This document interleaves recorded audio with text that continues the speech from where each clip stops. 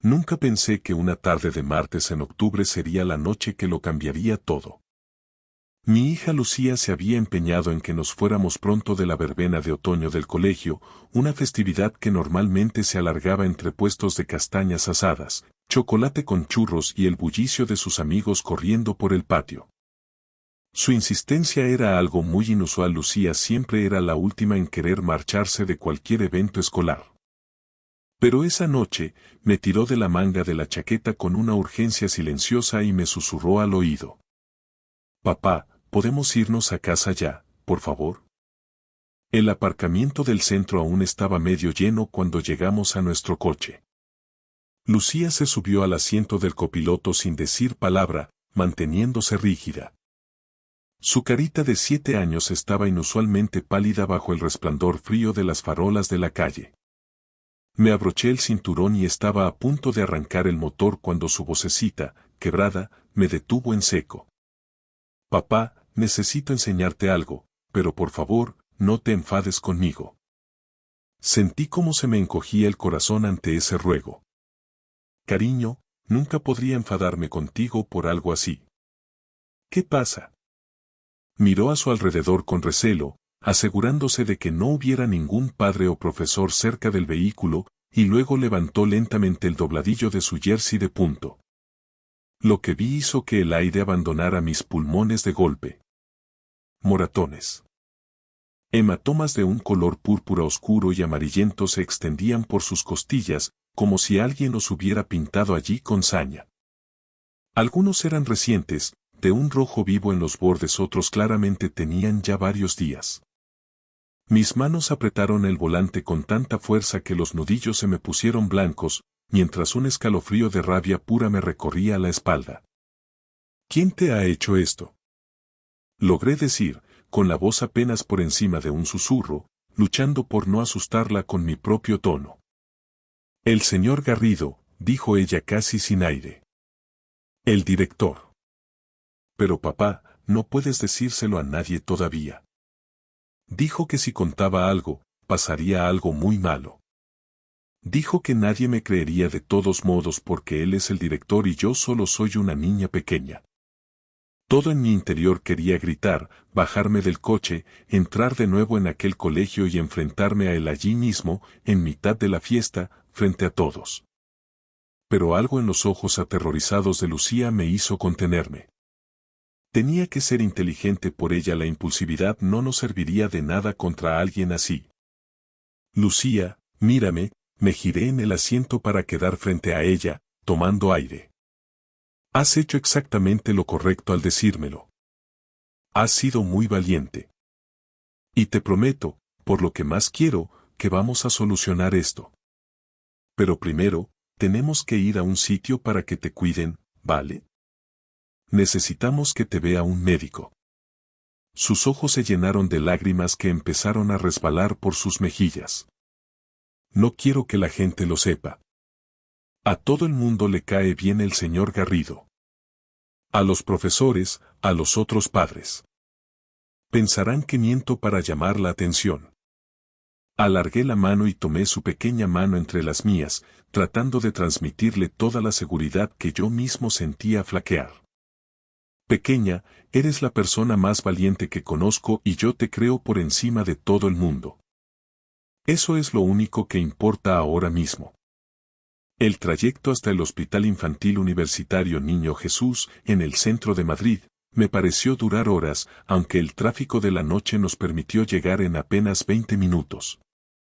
Mi mujer, Raquel, estaba pasando unos días con su hermana en Córdoba, y una parte de mí sintió un alivio egoísta de que no estuviera allí todavía. Necesitaba mantener la calma absoluta por mi hija, y sabía que si Raquel veía esos hematomas, se quedaría tan destrozada como yo, que apenas lograba contener el temblor de mis manos. La médica de urgencias, la doctora Sara Vargas, fue de una profesionalidad impecable, amable y minuciosa. Activó de inmediato el protocolo de sospecha de maltrato infantil. Tomó fotografías para el parte de lesiones, hizo preguntas cuidadosas con una voz suave que calmó a Lucía, y su rostro se volvía más pétreo con cada respuesta que daba la niña. Tras el examen clínico, me pidió que saliera un momento al pasillo para hablar a solas. Sr. Moreno, estas lesiones son compatibles con un maltrato físico continuado y severo, me explicó con voz grave. El patrón y la coloración sugieren múltiples incidentes durante al menos 2 o 3 semanas. Como facultativa, estoy legalmente obligada a informar de esto de inmediato a los servicios de protección de menores y a las autoridades policiales. El juzgado de guardia recibirá el parte esta misma noche. Me parece bien, respondí con una firmeza que me sorprendió a mí mismo, porque la persona que ha marcado así a mi hija es el director de su colegio de primaria. La expresión de la doctora Vargas se ensombreció notablemente. Entonces esto acaba de volverse aún más complicado, Sr. Moreno. Las personas en puestos de autoridad a menudo cuentan con redes de apoyo y sistemas que, irónicamente, terminan protegiendo al agresor en lugar de a la víctima. Tengan paciencia. No se equivocaba. Cuando la policía llegó 1 hora más tarde para iniciar las diligencias, el oficial Martínez pareció comprensivo mientras tomaba la declaración preliminar de Lucía en una sala habilitada para menores. Pero cuando mencioné el nombre del agresor, vi como una sombra de duda cruzaba sus ojos. Javier Garrido, el director del Colegio Público Los Olivos, repetí, para que no hubiera error. El oficial Martínez dejó su bolígrafo sobre la mesa y me miró de otra manera. Conozco a Javier desde hace 15 años, Sr. Moreno. Ha sido director de Los Olivos durante 12. Es un referente en el barrio. Él puso en marcha el programa de tutorías extraescolares, entrena al equipo de fútbol juvenil los fines de semana. Sus propios hijos van a ese mismo centro. No me importa si es un santo o si ha ganado el premio al profesor del año, dije, luchando por mantener la voz firme y no estallar en la comisaría. Mire las fotos de las costillas de mi hija. Tiene 7 años y está aterrorizada de volver a pisar su colegio. No estoy diciendo que no crea el testimonio de la menor, Sr. Moreno, matizó el oficial con cautela institucional. Solo digo que tenemos que ser extremadamente cuidadosos con acusaciones de este calibre. Javier Garrido es un miembro muy respetado de esta comunidad y un cargo público. Esa frase, miembro muy respetado de esta comunidad, se me quedó grabada a fuego y me perseguiría durante las semanas siguientes como un mantra de injusticia. El oficial terminó de redactar el acta y se marchó. La doctora Vargas, antes de darnos el alta, me entregó una lista de psicólogos infantiles especializados en trauma y me dio un consejo que sonó a advertencia. Que Lucía no regresara bajo ningún concepto al colegio hasta que la investigación oficial diera algún paso concreto. Salimos del hospital en mitad de la noche, con el peso de una batalla que apenas acababa de comenzar. Cuando finalmente llegamos a casa, cerca de la medianoche, el silencio de la calle parecía más pesado que de costumbre. Llevé a Lucía en brazos, notando lo pequeña y vulnerable que se sentía contra mi pecho, hasta que la deposité con cuidado en su cama. Estaba agotada, con las ojeras marcadas por el cansancio y el trauma, pero justo antes de que pudiera salir de la habitación, me agarró la mano con una fuerza desesperada. «Papá, ¿de verdad me crees, verdad?», susurró, buscándome los ojos en la penumbra. «Cada una de tus palabras, cariño. Cada una de ellas. Descansa, que papá y mamá no se van a mover de aquí». Bajé a la cocina y llamé a Raquel. Respondió al primer tono, como si hubiera estado esperando una señal de alarma toda la noche. Cuando le conté, tratando de medir mis palabras pero sin ocultar la gravedad de los hechos, la oí romperse al otro lado del teléfono. Hubo un silencio cargado de dolor antes de que su voz recuperara una frialdad cortante. «Salgo ahora mismo de Córdoba», dijo. «Estaré en casa en menos de 4 horas. Conduce con cuidado, por favor». Pasé ese tiempo sentado a la mesa de la cocina, bajo la luz fría del fluorescente, mirando una y otra vez las copias de las fotografías que la doctora Vargas me había entregado. Mi preciosa niña estaba marcada y herida por alguien que debía protegerla, a alguien en quien nosotros, como padres, habíamos depositado nuestra confianza más absoluta. Como ingeniero de software, mi mente está entrenada para resolver problemas mediante la lógica, el análisis de patrones y los datos fríos. Así que, para no sucumbir a la rabia ciega, eso fue lo que empecé a hacer. Abrí mi portátil y comencé una investigación exhaustiva. El nombre de Javier Garrido arrojó docenas de resultados en la prensa local y en la web del centro. Allí aparecía él, sonriente, en la ceremonia de premios del distrito. Allí estaba cortando la cinta de la nueva biblioteca del colegio. Allí aparecía rodeado de alumnos en el programa de lectura de verano. Era la imagen perfecta de la excelencia educativa. Sin embargo, tras bucear en foros locales de padres y grupos de redes sociales, encontré algo que me heló la sangre. Un comentario anónimo de hace 8 meses en una plataforma de debate vecinal.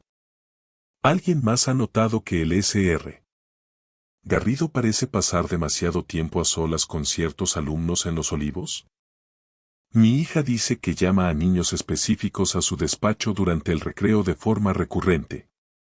¿Es esto normal? Las respuestas al post eran, en su mayoría, despectivas y defensivas.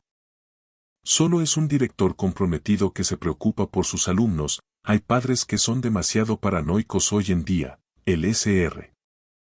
Garrido tiene una reputación intachable, no deberías difamar sin pruebas. El sistema de defensa social ya estaba en marcha mucho antes de que nosotros supiéramos nada. Seguí indagando en los archivos digitales de la prensa regional. Descubrí que, hace 3 años, un padre había presentado una queja formal ante la Consejería de Educación sobre un contacto físico inapropiado que involucraba a Garrido. La inspección educativa investigó el caso, pero la queja fue considerada infundada y archivada sin más trámite. Aquel padre, derrotado por la burocracia, acabó trasladando a su hijo a otro colegio privado de la zona. Para cuando Raquel entró por la puerta a las 4 de la mañana, yo ya había llenado medio cuaderno con nombres, fechas y capturas de pantalla. Ella fue directa a la habitación de Lucía y se quedó allí, velando su sueño, durante casi 1 hora. Cuando salió, tenía los ojos enrojecidos y la mandíbula tan apretada que parecía de piedra. Raquel trabajaba como gestora en una clínica médica privada. Estaba acostumbrada a lidiar con situaciones críticas, quejas de pacientes y una burocracia asfixiante, pero esta vez se trataba de nuestra propia sangre. ¿Qué pasos vamos a dar?, preguntó, sentándose frente a mí con una determinación gélida. Luchar, respondí. Pero tenemos que ser mucho más inteligentes que ellos. El sistema está diseñado para protegerse a sí mismo, no a Lucía. A la mañana siguiente, recibí la llamada del oficial Martínez. Su tono era profesional, pero detecté una sutil distancia que no estaba presente la noche anterior. Sr. Moreno, he mantenido una conversación con el director Garrido esta mañana, empezó a decir. Niega las acusaciones por completo y se muestra consternado. Afirma que Lucía es una niña dulce, pero que últimamente ha mostrado problemas de comportamiento y falta de atención. Sugiere que los moratones podrían ser fruto de juegos bruscos con otros alumnos durante el recreo y deja caer que, tal vez, la niña se ha inventado esta historia para evitar las consecuencias de algún incidente escolar reciente. Sentí que la sangre me hervía y la tensión me golpeaba las sienes. ¿Me está hablando en serio? Usted mismo vio las fotos en el hospital. Esos hematomas no son de un tropiezo o de un juego entre niños de 7 años. Y mi hija jamás ha mentido sobre algo así. Entiendo que esté alterado, es lógico, interrumpió Martínez con cautela, pero tenemos que considerar todas las vías. La inspección de la Consejería de Educación va a abrir un expediente informativo, pero mientras tanto, el Sr. Garrido continuará en su puesto de forma cautelar. No hay pruebas biológicas ni testigos directos que lo vinculen con las lesiones de forma inequívoca. ¿Y qué valor tiene la declaración de mi hija, entonces? Lamentablemente, en el ámbito penal, sin pruebas que corroboren el testimonio o testigos que presenciaran los hechos, es extremadamente difícil que el fiscal siga adelante con los cargos, especialmente tratándose de un perfil con el estatus social y la trayectoria del Sr. Garrido. Colgué el teléfono antes de proferir un insulto que pudiera comprometer nuestra posición legal. Raquel y yo tomamos una decisión irrevocable esa misma mañana. Si la policía, la inspección y el propio colegio iban a cerrar filas para proteger la reputación de un presunto agresor, nosotros romperíamos ese cerco. Necesitábamos pruebas que el sistema se negaba a buscar y las íbamos a encontrar por nuestra cuenta. Empecé contactando con otros padres de los Olivos, moviéndome con pies de plomo. Aprovechaba las salidas de las actividades extraescolares o los grupos de WhatsApp para lanzar preguntas que parecían casuales, casi naturales. Oye, ¿qué tal le va a tu hijo en el cole este año? ¿Alguna queja con la nueva organización? La gran mayoría no tenía más que elogios para el centro y, especialmente, para la gestión del señor Garrido, pero 3 conversaciones en particular hicieron que se me erizara el vello de la nuca. Una madre llamada Juana mencionó que su hijo, un niño vitalista, se había vuelto extremadamente ansioso por ir a clase desde el inicio del curso. Antes le encantaba el colegio, pero ahora somatizaba el miedo con dolores de tripa cada mañana. Cuando ella le preguntaba si pasaba algo concreto, el niño solo acertaba a decir, con la mirada perdida, que no le gustaba nada tener que ir al despacho del director para las tutorías de refuerzo. Un padre llamado Diego me confesó en voz baja que su hija había empezado a sufrir terrores nocturnos. No les contaba de qué trataban, pero había vuelto a hacerse pis en la cama, un retroceso que no veían desde que la niña tenía 4 años. Y finalmente, Paloma, una madre del consejo escolar, me contó con lágrimas contenidas que su hija le había preguntado, con una inocencia desgarradora, si era normal que los profesores dieran abrazos especiales de esos que terminan doliendo. Lo documenté todo con precisión de ingeniero. Cada testimonio, cada síntoma, cada fecha. Y entonces tomé una decisión que probablemente cruzaba una línea legal roja, pero en aquel punto, con la imagen de las costillas de Lucía grabada en mi mente, las normas habían dejado de importarme. Accedí de forma remota al sistema de cámaras de videovigilancia del colegio. No fue un reto técnico como ocurre en muchos centros públicos, usaban un software de seguridad desfasado con las contraseñas que venían de fábrica. En menos de 1 hora, tenía acceso total al servidor y a 3 semanas de grabaciones archivadas. Empecé a revisarlas sistemáticamente, segundo a segundo, centrándome en los momentos en que los alumnos eran llamados a consultas privadas en el despacho de dirección. Lo que encontré me revolvió el estómago de una forma física. Vi grabaciones del señor Garrido cerrando las persianas de su despacho con un gesto mecánico antes de recibir a solas a determinados alumnos.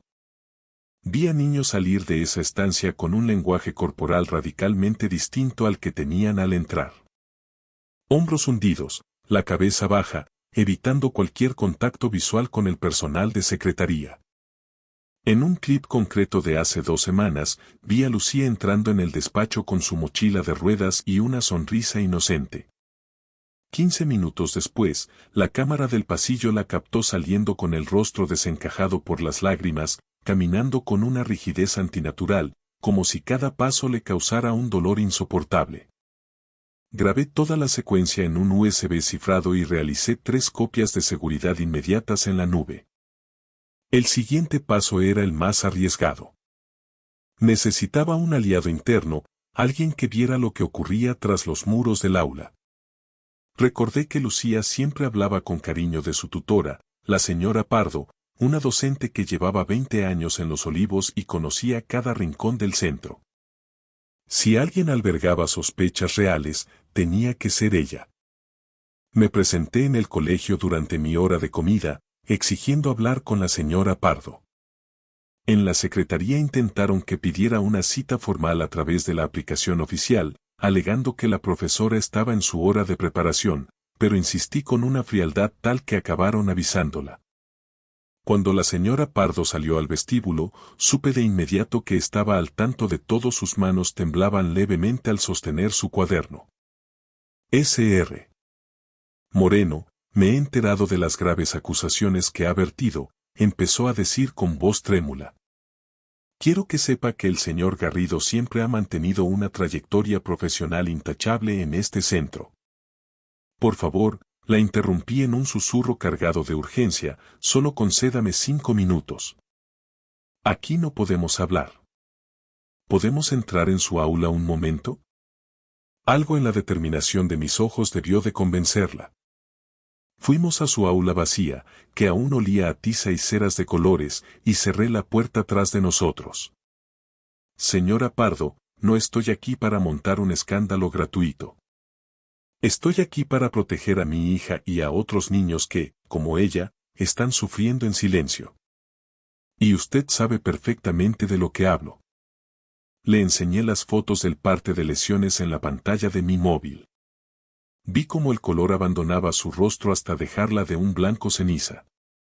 ¿Cuánto tiempo hace que sospecha de lo que ocurre en ese despacho? Pregunté con suavidad. Se quedó callada un largo rato, mirando por la ventana hacia el patio donde los niños jugaban ajenos a todo. Luego, se desplomó pesadamente en su silla. 3 años, susurró con una voz que apenas reconocí. He tenido sospechas durante 3 años. Diferentes alumnos, cambios drásticos de personalidad, picos de ansiedad inexplicables.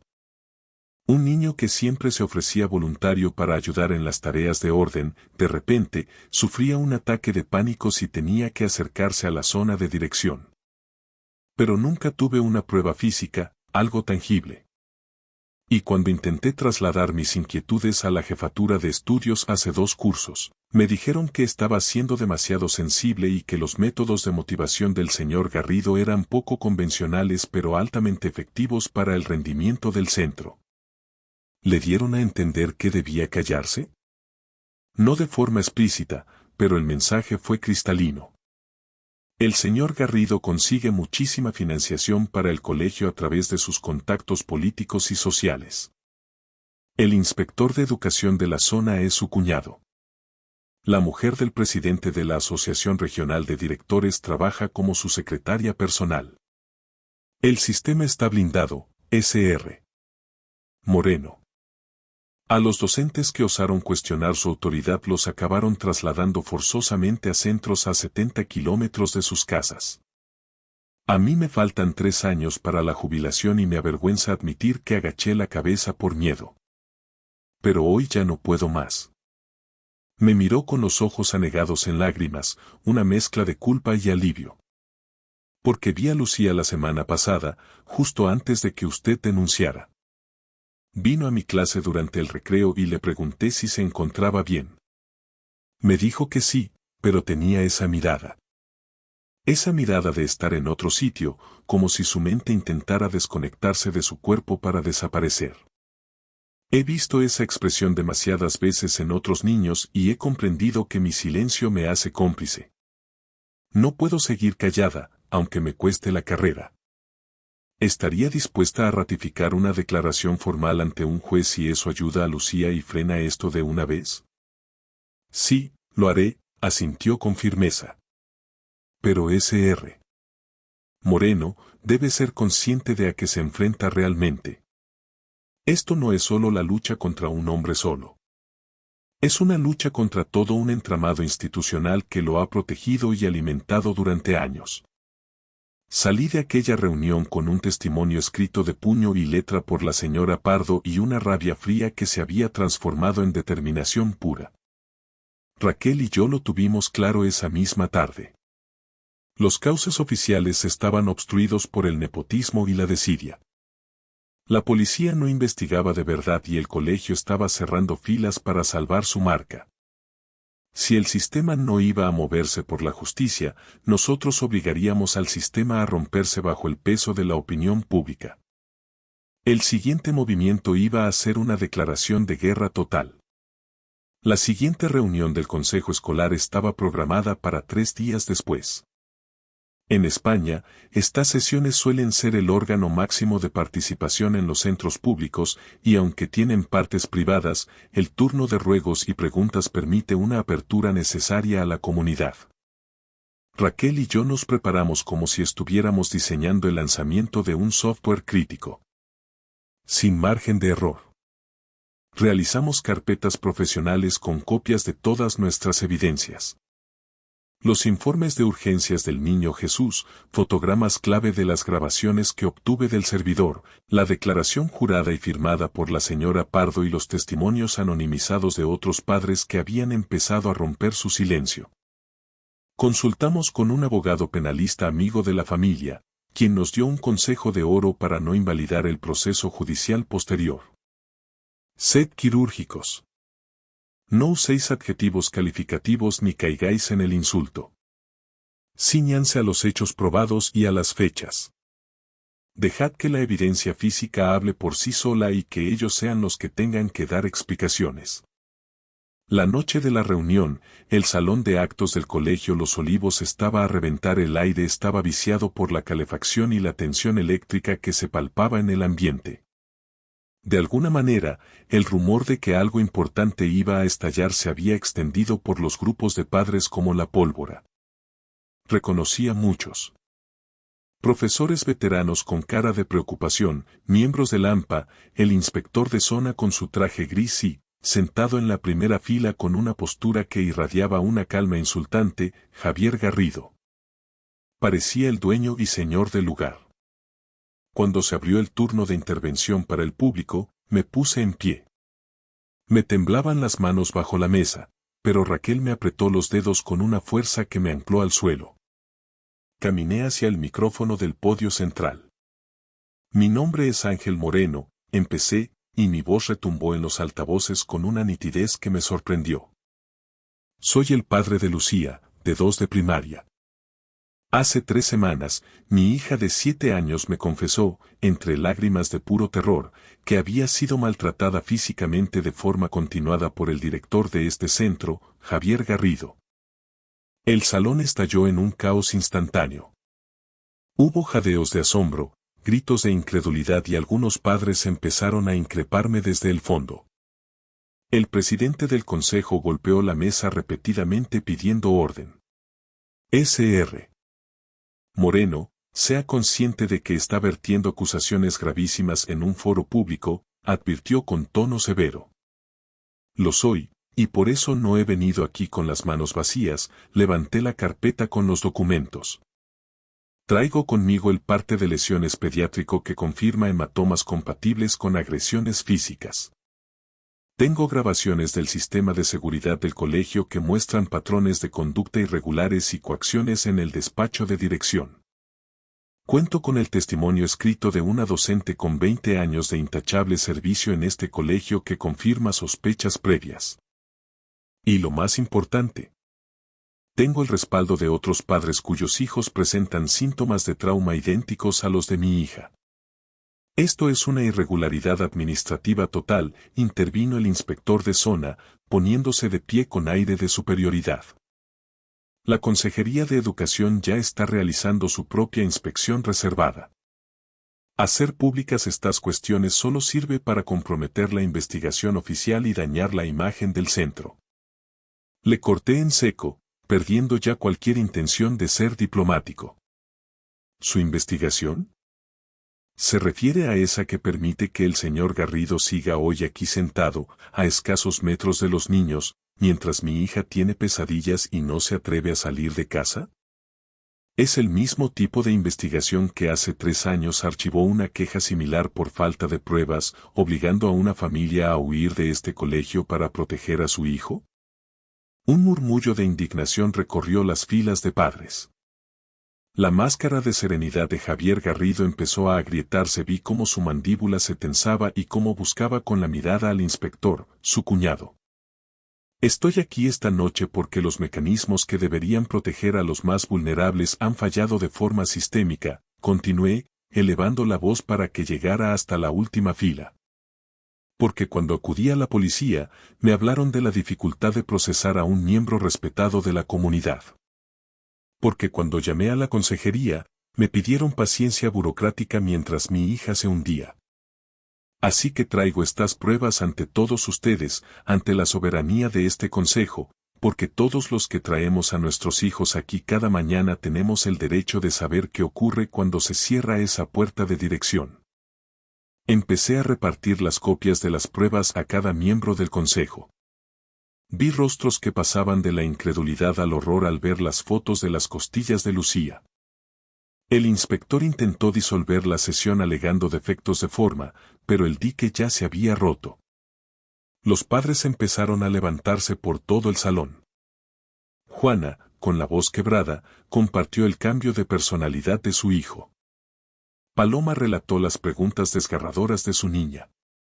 Diego mencionó los retrocesos en el desarrollo de su pequeño. Uno a uno, los que habían callado por miedo o por dudar de su propio instinto, se unieron a nuestra voz. Finalmente, el señor Garrido se levantó, tratando de recuperar su aura de autoridad pedagógica. Estas acusaciones son un montaje infundado, una infamia absoluta. He dedicado mi vida entera a la educación y a este barrio. Esto no es más que una casa de brujas orquestada por un padre conflictivo cuya hija tiene graves problemas de disciplina y adaptación que he intentado corregir personalmente. Mi hija tiene 7 años y tiene las costillas marcadas por sus manos, le espeté, y el silencio que siguió a mis palabras fue sepulcral. No se atreva a intentar culpar a una niña pequeña de su propia depravación. La reunión se prolongó durante 3 horas de una intensidad agónica. Al final, ante la presión insoportable de las familias y la contundencia de los documentos, el consejo escolar no tuvo otra salida. Se aprobó por mayoría solicitar la suspensión cautelar inmediata del director, iniciar una auditoría independiente externa y revisar de arriba a abajo los protocolos de protección al menor. Pero la verdadera grieta en el muro llegó 48 horas después. Recibí una llamada del oficial Martínez a primera hora. Su tono ya no era distante ni condescendiente, sonaba a disculpa, casi a respeto. Sr. Moreno, le informo de que el juzgado de instrucción ha reabierto el caso de oficio. Tras lo sucedido en el consejo escolar, otras 4 familias han acudido a comisaría para interponer denuncias formales. Hemos obtenido una orden judicial para el registro inmediato del despacho de dirección y el volcado de todos sus dispositivos electrónicos personales y profesionales. ¿Qué es lo que ha cambiado realmente, oficial? Pregunté, sintiendo un peso enorme liberarse de mis hombros. Sinceramente, Ángel. Lo que ha cambiado ha sido su valentía al hacerlo público. En este país, es muy difícil ignorar una verdad cuando toda la comunidad ha decidido dejar de mirar hacia otro lado. Ahora el sistema no tiene más remedio que funcionar. El registro judicial del despacho y el volcado del ordenador personal de Javier Garrido revelaron lo que la Policía Nacional calificó en su informe como evidencias perturbadoras. No eran solo archivos digitales, era un patrón de depredación sistemático. Documentación detallada que demostraba cómo llevaba años seleccionando meticulosamente a sus víctimas entre los perfiles más vulnerables del centro. Niños de familias monoparentales con pocos recursos, alumnos con dificultades de aprendizaje o aquellos que, por su timidez extrema, tenían menos probabilidades de ser escuchados por el entorno adulto. Javier Garrido fue detenido un miércoles por la mañana, justo cuando entraba en el centro. Habían pasado 3 semanas desde aquella noche en el aparcamiento en la que Lucía me mostró sus costillas. Los cargos presentados por la fiscalía eran demoledores. Múltiples delitos de agresión sexual, maltrato infantil severo y posesión de material de abuso. A medida que la noticia saltaba a los medios regionales, el goteo de víctimas se convirtió en un torrente. Aparecieron adolescentes que ya estaban en el instituto pero que habían sufrido sus tutorías privadas años atrás. El número final de víctimas acreditadas en el sumario ascendió a 17. El juicio se celebró 6 meses después en la audiencia provincial. Raquel y yo nos conjuramos para asistir a cada sesión, aunque decidimos que Lucía permaneciera al margen, protegida en casa. Gracias a la nueva ley de protección a la infancia, no se le exigió testificar en presencia del agresor. Su declaración grabada en sede judicial mediante la técnica de la prueba preconstituida fue suficiente. La defensa intentó todas las maniobras imaginables. Desde atacar la cadena de custodia de las grabaciones que yo había extraído ilegalmente del servidor, hasta sugerir un episodio de histeria colectiva instigado por padres despechados. Pero el peso de la verdad era insostenible para cualquier abogado.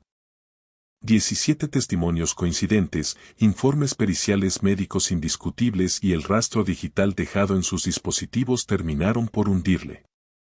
Javier Garrido fue condenado por 16 de los 19 cargos iniciales.